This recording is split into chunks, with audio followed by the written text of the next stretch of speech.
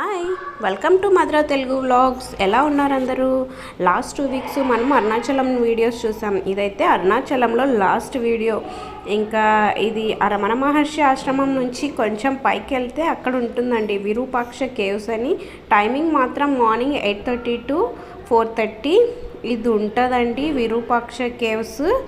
అసలు పైన ట్రెక్కింగ్ చేసినట్టే ఉంటుంది. మేమైతే నార్మల్గా ఉంటుందేమో అన్నట్టు స్టార్ట్ అయ్యాం. ఈవెన్ కాళ్ళకి చెప్పులు కూడా వేసుకోలేదు. మార్నింగ్ 8 o'clock ఎలా ఉంది చూడండి ఎండ. అసలు అబ్బా, నాకైతే నార్మల్గా ఉంటుందని స్టార్ట్ అయితే అసలు నరకంగా అనిపించిందంటే నమ్మండి. ఎంత దారుణంగా ఉందో అసలు రూటు. ఇంకా మా మాయగారు అయితే అసలు ఇంకా రాలేక మధ్యలోనే డ్రాప్ అయిపోయారు. కానీ ఆయన వచ్చుంటే మాత్రం చాలా చాలా ఇబ్బంది అయిపోయేది.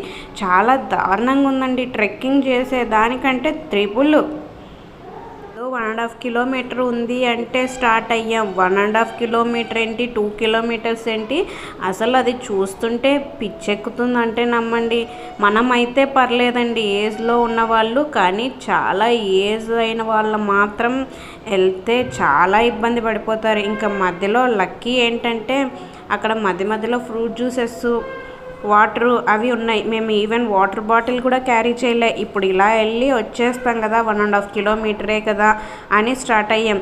చూస్తే అబ్బాబా ఎంత దారుణంగా ఉందండి. అసలు చాలా కష్టంగా ఉంది. అయితే డబుల్ ధమాకా అన్నట్టుంది. ముందు రోజేమో గిరి ప్రదక్షిణ, మరి నెక్స్ట్ డే ఎర్లీ మార్నింగే మాకు గిరి మీద ప్రదక్షిణ. అసలు అబ్బబ్బా అప్పుడేం అనిపించలేదు, కానీ తర్వాత ట్రావెలింగ్ టైంలో అనిపించిందండి. అబ్బో కాళ్ళు చాలా పెయిన్స్ వచ్చాయి. బట్ ఓకే, ఇదైతే లైఫ్ టైం ఎక్స్పీరియన్స్ అని చెప్పొచ్చండి. మేమైతే ఇక్కడ చూడండి, ఇది స్కందాశ్రమం. ఇక్కడ నుంచి అసలైన సినిమా స్టార్ట్ అవుతుందండి. చూడండి ఎలా ఉందో రూటు. అసలు కొంచెం పక్కకి సైడ్కి తూలామంటే అయిపోయింది, పడిపోతాం లోయలోకి.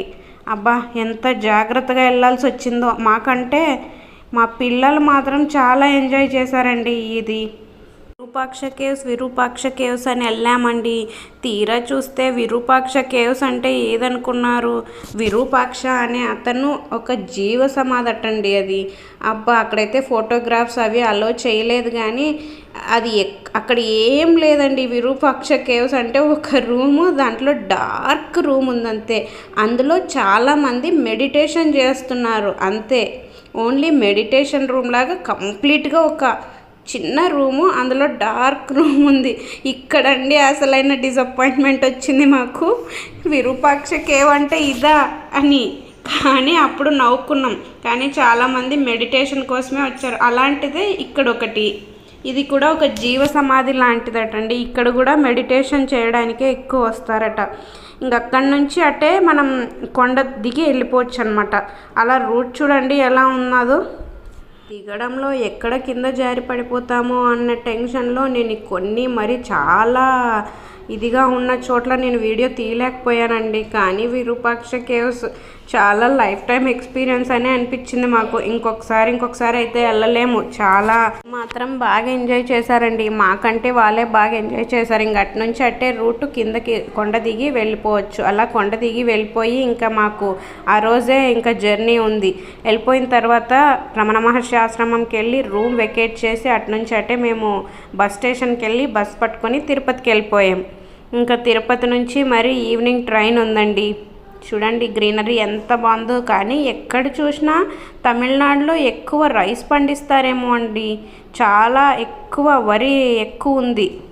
అయితే మార్చ్ లాస్ట్లో వెళ్ళాం. అసలు సినిమా అంటే సినిమా కనిపించింది మాకు. ఆ ఎండలకి ఆ వేడికి.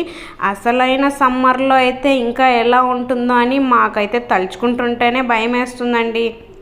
తిరుపతికి వెళ్ళిపోయి తిరుపతిలో మాకు ఈవినింగ్ 5:30కి ట్రైన్ అండి. ఇంకా అయిపోయింది journey. If you like the video, please like, share and subscribe. Thanks for watching.